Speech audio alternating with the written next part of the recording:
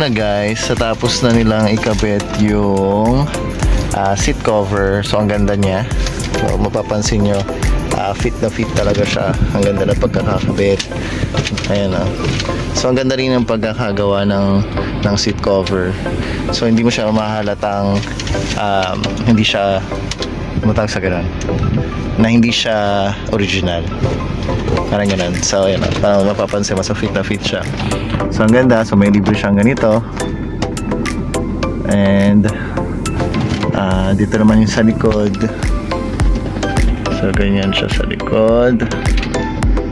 So actually yung design nito, ako talaga yung nagbigay kung ano yung kulay, ano yung design. So ginaya lang talaga nila. Yan yun. So ang presyo nito is 6,500. Kaso nagpa-add ako ng pangalan or ng initial ko. Ito dito sa akin sa site. Yan. Kahit nakatago siya kasi dahil dito. So wala lang, natripan ko lang. So ang bayad dyan is 300 pesos additional pag may ganito, diba? So nilagyan ko siya dyan ng pangalan ko. Pero dito hindi ako naglagay ng pangalan kasi para pwedeng sumakay kahit iba.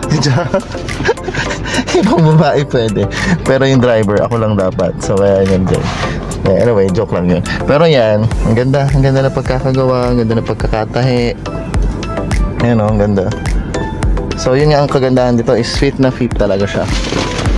Ayan, ito naman yung sa likod. So meron din siya dito sa meron din siya dyan, nabubuksan din siya. So ang ganda. Ayan o.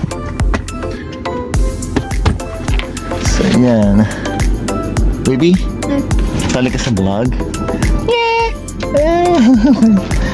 So yun lang guys, in-update ko lang kayo na tapos na siya.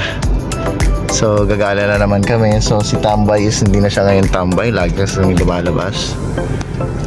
We're going to Batangas again. So yun lang. Bye.